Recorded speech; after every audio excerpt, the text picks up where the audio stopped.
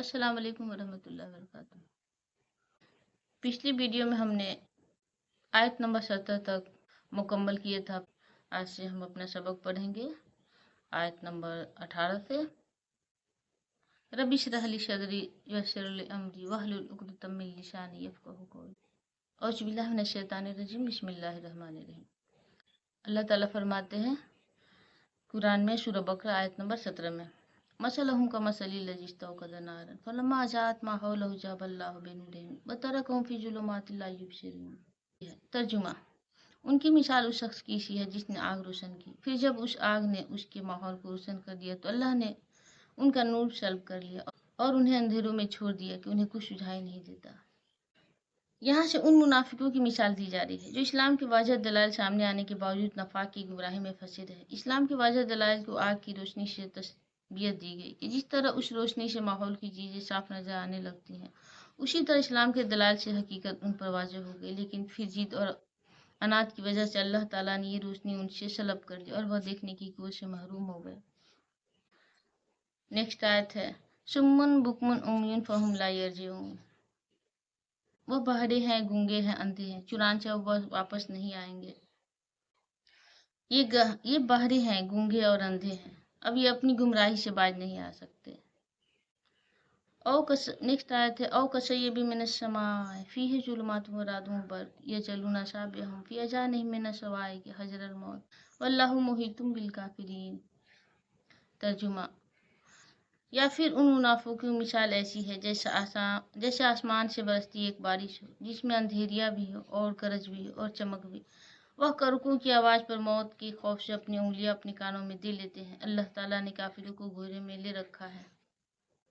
तफसीर: मुनाफिकों की पहली मिसाल तो उन मुनाफिकीन से मुतल्लिक थी जो इस्लाम के वाज़ह दलील सामने आने के बावजूद खूब सोच समझ के कुफ्र और निफाक का रास्ता अख्तियार किए हुए थे। अब मुनाफिकीन के इन गिरोहों की मिसाल दी जा रही है जो इस्लाम लाने के बारे में तजबजब का शिकार था। जब इस्लाम की हकायत के दलाइल सामने आए तो उनके दिल में इस्लाम की तरफ झुकाव पैदा होता और वह इस्लाम की तरफ बढ़ने लगती। लेकिन जब इस्लामी एहकाम की जिम्मेदारी और हलाल व हराम की बातें सामने आती तो वह अपनी खुदगर्जी की वजह से रुक जाती। यहाँ इस्लाम को एक बरसती हुई बारिश से तस्बीर दी गई है और उसमें कुफ्र व शिर्क की खराबियों का जो बयान है उसे अंधेरियों से और उसमें कुफ्र व शिर्क पर अजाब की जो धमकियाँ दी गई हैं उन्हें गरज से तस्बीर दी गई है। नेज़ कुरान करीम में हक के जो दलाइल और हक को थामने वाले के लिए जन्नत के जो वादे किए गए हैं उन्हें बिजली की सी रोशनी से जब ये रोशनी उन मुनाफिकीन के सामने चमकती है तो वो चल पड़ते हैं, मगर कुछ देर में उनकी ख्वाहिशात की जुल्मत उन पर छा जाती है तो खड़े रह जाते हैं। यानी जब कुरान करीम कुफ्र और फस्क पर अजाब की वईदें सुनाता है तो ये अपने कान बंद कर लेते हैं। ये समझते हैं कि हम अजाब से महफूज हो गए, हालांकि अल्लाह ताला ने तमाम काफिरों को घेरों में ले रखा है और वह उससे बच कर नहीं जा सकते। मतलब कि जो भी मुसलमान है जो इस कुरान को मानता है और वह उस आग से और अल्लाह के अजाब से नहीं बच सकते। नेक्स्ट आयत है आयत नंबर 20, यकादुल बरक़ु यख्तफ़ु अबसारहुम कुल्लमा ज़ाअलहुम मसौफ़ी व इज़ा अज़लम अलैहिम क़ामू वलौ शाअ अल्लाहु लज़हब बिसमइहिम व अबसारिहिम इन्नल्लाहा अला कुल्लि शैइन क़दीर। तर्जुमा: ऐसा लगता है कि बिजली उनकी आंखों को उचक ले जाएगी, फिर जब भी बिजली उनके लिए रोशनी करती है वह उस रोशनी में चल पड़ते हैं और फिर जब वह उन पर अंधेरा कर देती तो वह खड़े रह जाते हैं। और अगर अल्लाह चाहता तो उनके सुनने और देखने की ताकतें छीन लेता। बेशक अल्लाह हर चीज़ पर कुदरत रखता है। नेक्स्ट आयत है आयत नंबर 21, या अय्युहन्नास उ'बुदू रब्बकुमुल्लज़ी खलक़कुम वल्लज़ीना मिन क़ब्लिकुम लअल्लकुम तत्तक़ून। तर्जुमा: ऐ लोगों, अपने उस परवरदिगार की इबादत करो जिसने तुम्हें और उन लोगों को पैदा किया जो तुमसे पहले गुजरे हैं ताकि तुम मुत्तकी बन जाओ। अल्लाह ताला यहाँ फरमाते हैं अपने बंदों से कि जितने दुनिया में लोग हैं सारे अल्लाह ताला के बंदे हैं। अल्लाह ताला अपने सारे बंदों से फरमाता है, ऐ लोगों, अपने उस परवरदिगार की इबादत करो जिसने तुम्हें और उन लोगों को पैदा किया जो तुमसे पहले गुजरे हैं ताकि तुम मुत्तकी बन जाओ। नेक्स्ट आयत है आयत नंबर 22, अल्लज़ी जअल लकुमुल अर्ज़ फ़िराशन व समा बनाम व अंज़ल मिनस समाई माअन फ़अख़रज बिही मिनस समराति रिज़्क़न लकुम फ़ला तजअलू लिल्लाहि अंदादा व अंतुम तालमून। ترجمہ: وہ پروردگار جس نے تمہارے لیے زمین کو بچھونا بنایا اور آسمان کو چھت اور آسمان سے پانی برسایا، پھر اس کے ذریعے تمہارے رزق کے طور پر پھل نکالے، لہذا اللہ کے ساتھ شریک نہ ٹھہراؤ جبکہ تم یہ سب باتیں جانتے ہو۔ تفسیر: اللہ تعالیٰ یہاں فرماتے ہیں اللہ تعالیٰ نے ہمارے لیے زمین کو بچھونا بنایا، آسمان کو چھت بنایا، آسمان سے پانی برسایا، پھر اس کے ذریعے ہمارے لیے رزق، طرح طرح کے رزق دیے کھانے پینے کو، بہت سارے چیزیں، بہت سارے پھل فروٹ، اناج، سبزی وغیرہ وغیرہ۔ ان دو آیتوں آیت نمبر 21 اور 22 میں اسلام کی بنیادی عقیدے توحید کی دعوت دی گئی ہے اور مختصر انداز میں اس کی دلیل بھی بیان کر دی گئی ہے۔ مطلب کہ اس دو آیت میں اللہ تعالیٰ نے توحید کی دلائل دی ہے اور مختصر انداز میں اس کی دلیل بھی بیان کر دی گئی ہے۔ اہل عرب یہ مانتے تھے کہ ساری کائنات کو پیدا کرنا، زمین آسمان کی تخلیق اور آسمان سے بارش برسانا اور اسے پیداوار اگانا، یہ سب اللہ تعالیٰ کے کام ہیں۔ اس کے باوجود یہ عقیدہ رکھتے تھے کہ اللہ تعالیٰ نے بہت سے کام بتوں کے سپرد کر رکھے ہیں اور وہ بت اپنے کاموں میں براہ راست فیصلہ کرنے کی صلاحیت رکھتے ہیں، لہذا وہ ان بتوں کی عبادت اس لیے کرتے تھے کہ وہ ان کی مدد کرے۔ اللہ تعالیٰ نے فرمایا کہ جب ہر چیز پیدا کرنے والے ہم ہیں اور ہمیں کائنات چلانے کے لیے کسی کی مدد کی ضرورت نہیں، تو عبادت کسی اور کی کرنا کتنے بڑے ظلم کی بات ہے۔ نیکسٹ آیت میں اللہ تعالیٰ فرماتے ہیں آیت نمبر 23 میں، وَإِن كُنتُمْ فِي رَيْبٍ مِّمَّا نَزَّلْنَا عَلَىٰ عَبْدِنَا فَأْتُوا بِسُورَةٍ مِّن مِّثْلِهِ وَادْعُوا شُهَدَاءَكُم مِّن دُونِ اللَّهِ إِن كُنتُمْ صَادِقِينَ۔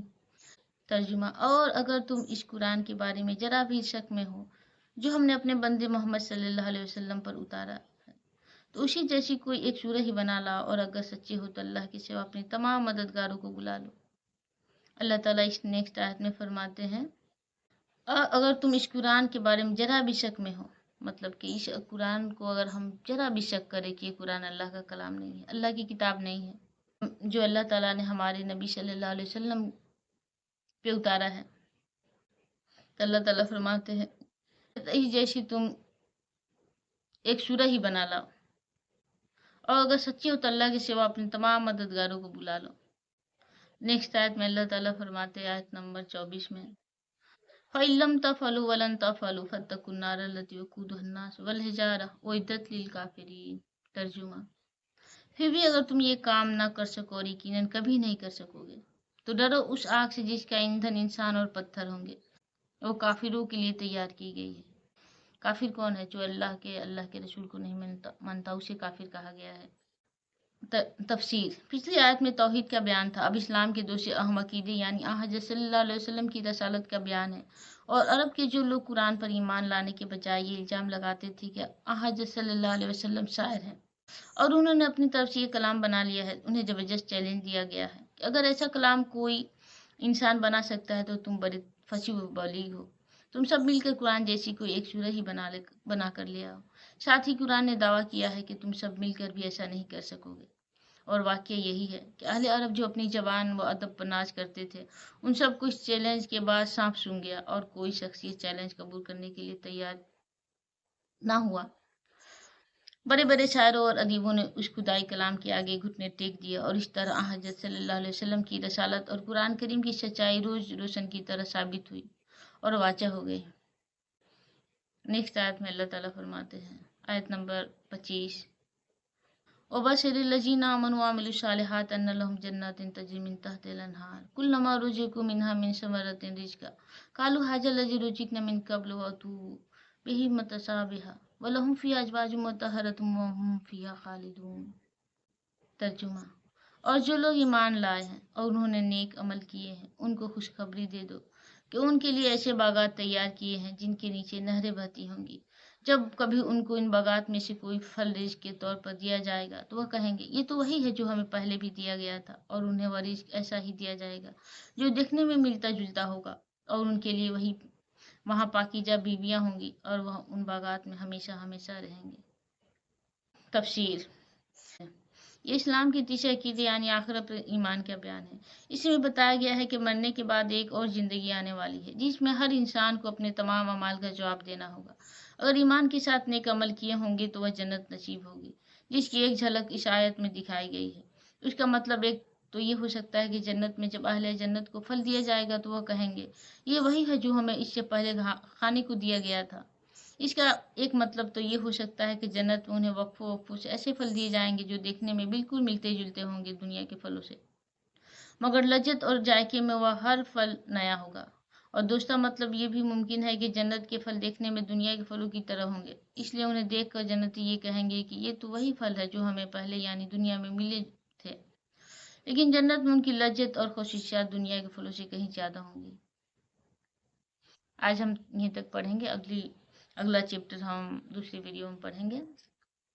آج کا ہمارا سبق یہیں ختم ہوتا ہے، تب تک کے لیے السلام علیکم رحمۃ اللہ وبرکاتہ۔ کوئی غلطی ہو تو ہمیں کمنٹ میں ضرور بتائیں۔